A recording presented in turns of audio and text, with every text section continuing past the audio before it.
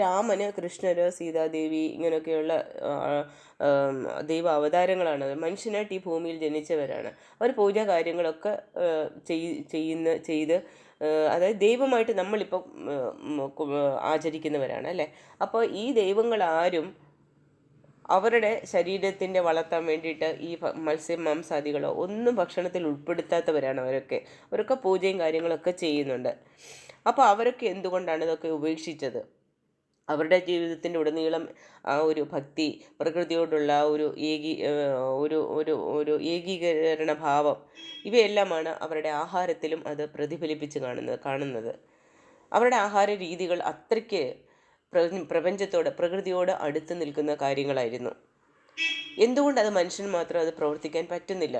അപ്പോൾ അതിൻ്റെ ആ മാംസാഹാരം കഴിക്കണമെന്ന് പറയുന്നതിലുള്ള തൽപരത അവരുടെ സ്വാർത്ഥമായ അവരുടെ ആശകളാണ്, ആഗ്രഹങ്ങളാണ്. ആ രുചികരമായ ഭക്ഷണമാണ് അതെന്നുള്ള ഒരു മനോഭാവമാണത്. അല്ലാതെ ആ ഒരു ഭക്ഷണം കഴിക്കുന്നത് കൊണ്ടുള്ള ഒരു നേട്ടങ്ങളും അതിൻ്റെ പിന്നിലില്ല. ഹായ് കൂട്ടുകാരെ, എല്ലാവരും സുഖമല്ലേ? പുതിയ വീഡിയോയിലേക്ക് എല്ലാവർക്കും സ്വാഗതം. അപ്പോൾ ഈ വീഡിയോയിൽ ഞാൻ പറയുന്നത് എന്താണെന്ന് വെച്ചാൽ, ഇപ്പോൾ ഈ ഒരു കമൻറ്റിൻ്റെ മറുപടിയായിട്ട്, അത് മറുപടിയായിട്ട് പറയേണ്ട ഒരു വീഡിയോ ആയിട്ട് ചെയ്യാമെന്ന് വിചാരിച്ചിട്ടാണ് ഞാൻ ചെയ്യുന്നത്. കണ്ടൻറ്റ് എനിക്ക് തേടി വേണ്ടെന്ന് തോന്നുന്നു. കണ്ടൻറ്റായിട്ട് എനിക്ക് തേടി വരികയാണ്, പ്രപഞ്ചം എനിക്ക് കൊടുത്തുകൊണ്ടേയിരിക്കുകയാണ്. അപ്പോൾ കൂട്ടുകാരെ, ഇപ്പോൾ നമ്മൾ കഴിക്കുന്ന ആഹാരം നമ്മുടെ ശരീരത്തെ മാത്രമല്ല, നമ്മുടെ മനസ്സിനെയും ആത്മാവിനെയും ആഴത്തിൽ സ്വാധീനിക്കുന്ന ഒരു കാര്യമാണ്. അപ്പോൾ പൗരസ്ത്യമായ തത്വചിന്തകൾ എന്താണെന്ന് പറയുന്നതെന്നാൽ, ആഹാരം ശുദ്ധമാണെങ്കിൽ മനസ്സ് ശുദ്ധമാകും, മനസ്സ് ശുദ്ധമെങ്കിൽ ധ്യാനം ദൈവത്തിൽ ലയിക്കും. മാംസം അതൊരു ജീവനല്ലേ, ഒരു ജീവനാണ്. ആ ജീവിയെ കൊല്ലുമ്പോൾ അതിൻ്റെ വേദന, പേടി, അതിൻ്റെ ആ ഒരു ആക്രോശം, ദുഃഖം എല്ലാം ആ മാംസത്തിൽ പതിഞ്ഞിരിക്കുകയാണ്. ആ ഭക്ഷണം നമ്മൾ കഴിക്കുമ്പോൾ ആ തീവ്രത നമ്മുടെ ഉള്ളിലേക്കും കടക്കുകയാണ്. ഇതൊക്കെ നമ്മുടെ പ്രാർത്ഥനയിലും ജപത്തിലും ബാധിക്കില്ലേ? സ്വയം ഒന്ന് വിശകലനം ചെയ്യുക. പ്രാർത്ഥന എന്ന് പറയുമ്പോൾ അതൊരു ബന്ധമാണ്, ദൈവത്തോടുള്ള ഒരു ആത്മബന്ധം. ആ ബന്ധം ശുദ്ധമായിരിക്കണം അല്ലേ? ജപം, ധ്യാനം, ഭക്തി ഇതൊക്കെ ആ ശുദ്ധിയെ ലക്ഷ്യമിട്ട് നമ്മൾ ചെയ്യുന്ന കാര്യങ്ങളാണ്. പക്ഷേ ദൈവത്തോട് സംസാരിക്കാനിരിക്കുമ്പോൾ നമ്മൾ ഉൾക്കാഴ്ചയും ഭാവങ്ങളും ശുദ്ധമാക്കണം. ജീവിയെ കൊല്ലുന്ന ആഹാരവും ദൈവത്തെ സ്നേഹിക്കുന്ന വാക്കുകളും ഒരുമിച്ച് പോകുമോ? അത് നമ്മളൊന്ന് ആലോചിച്ച് നോക്കേണ്ട കാര്യമല്ലേ. മാംസം ദേഹത്തെ ഭാരമാക്കുകയാണ് ചെയ്യുന്നത്. മനസ്സിൽ ജഡത്വം വരുന്നു. അതായത് ഒന്നിനും ഒരു ഉന്മേഷമില്ലാത്ത ഒരു ജഡാവസ്ഥ, അമർഷം, ആഗ്രഹം, ആകാംക്ഷ, ഇനി എന്താ നാളെ സംഭവിക്കാൻ പോകുന്നെന്നുള്ള ഒരു ഭയങ്കരമായിട്ടുള്ള ഒരു എന്താ പറയുന്നത്, ഒരു പേടി, നാളെ എന്ത് സംഭവിക്കും എന്ന്. അത് ഇന്നതെന്നില്ല, എല്ലാ കാര്യങ്ങൾക്കും ആ ഒരു ആകാംക്ഷ ഉണ്ടാവും. ഇവയെല്ലാമാണ് നമ്മുടെ ശരീരത്തിൽ വളരുന്നത്. അപ്പോൾ ചിതാഗ്നിയിലാണെങ്കിലും ക്ഷേത്രത്തിൽ ദീപം കത്തിക്കുമ്പോഴാണെങ്കിലും നമ്മളെ ഭരിക്കുന്നത് കരുണയാണെങ്കിൽ ആ കരുണയുടെ നിരാകരണമായ മാംസം എങ്ങനെ ചേർക്കാം? അപ്പോൾ നമ്മൾ ഈ ശുദ്ധമായ കർമ്മങ്ങൾ ചെയ്യുമ്പോൾ നമ്മൾക്ക് ആ മാംസാഹാരം കഴിക്കാൻ പാടുണ്ടോ? നീ കരുണയുള്ളവനാകണം, പിന്നെ ദൈവം നിന്റെ ഉള്ളിൽ അഭയം കണ്ട് വാസം ചെയ്യും. ഇതാണ് സത്യം. നീ കരുണയുള്ളവനായിട്ട് മാറുകയാണെങ്കിൽ ദൈവം നിന്റെ ഉള്ളിലാണ്.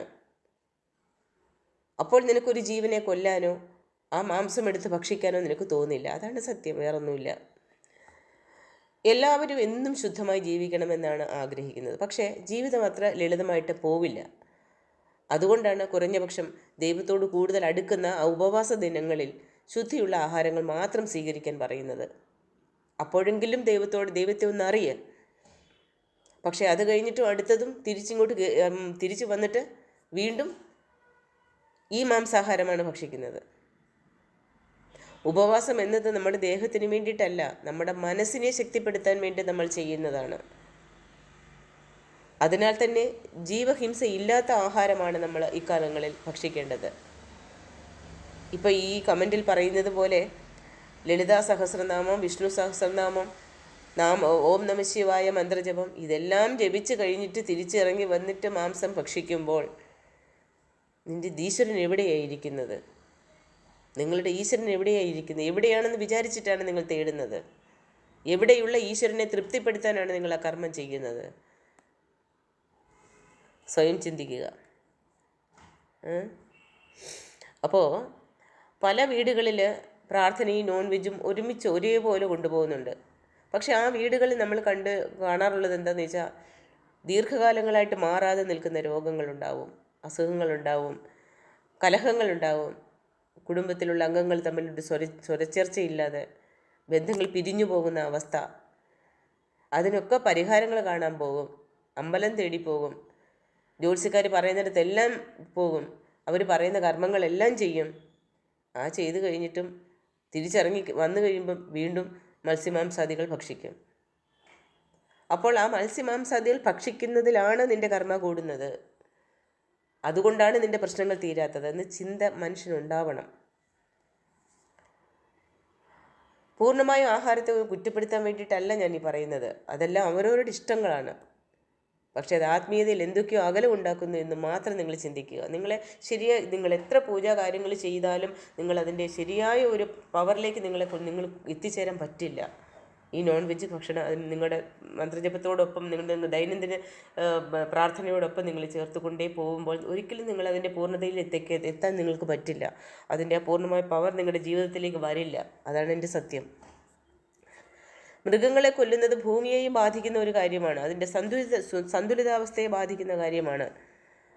ഭൂമി അപ്പോൾ കരയുകയാണ് ചെയ്യുന്നത്, പ്രകൃതിയും പ്രതികരിക്കുകയാണ് ചെയ്യുന്നത്. ഇപ്പോൾ സമയങ്ങളിൽ മഴ പെയ്യുന്നുണ്ടോ, വെയിലടിക്കുന്നുണ്ടോ?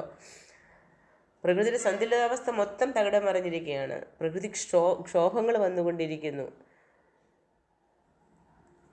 ഇതൊക്കെ മനുഷ്യൻ ചിന്തിക്കണം.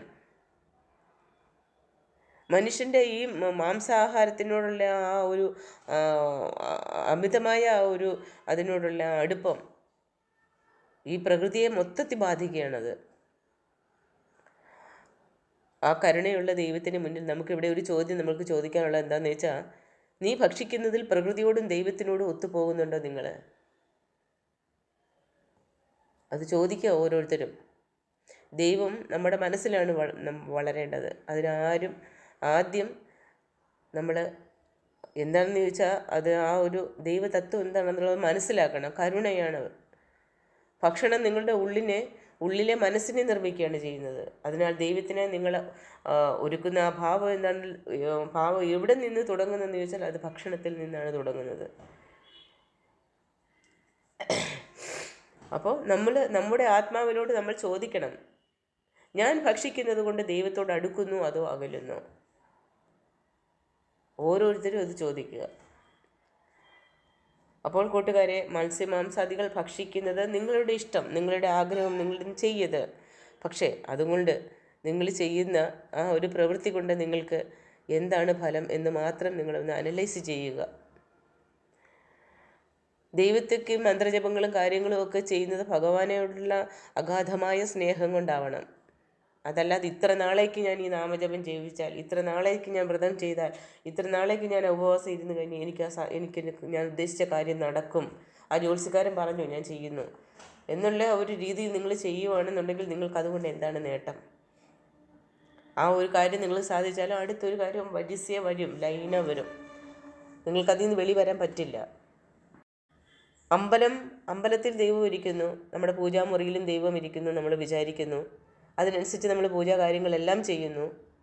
പക്ഷെ ഒന്ന് മാത്രം മറന്നു പോകുന്നു, നമ്മുടെ ഉള്ളിലാണ് ദൈവം ഇരിക്കുന്നത്, നിൻ്റെ ശരീരമാണ് ദേവാലയമെന്ന് മറന്നു പോകുന്നു. ആ ദേവാലയത്തിനകത്തേക്ക് ശുദ്ധമായ കാര്യങ്ങൾ മാത്രം ഉൾക്കൊള്ളുക. അപ്പോൾ നിൻ്റെ മനസ്സിലിരിക്കുന്ന ദൈവം പ്രകാശിക്കും, നിൻ്റെ ആത്മജ്ഞാനം വർദ്ധിക്കും. അതുവഴി നിനക്ക് സത്യങ്ങളെ മനസ്സിലാക്കാൻ പറ്റും. അപ്പോൾ കൂട്ടുകാരെ, അടുത്ത വീഡിയോയിൽ കാണാം. നന്ദി, നമസ്കാരം.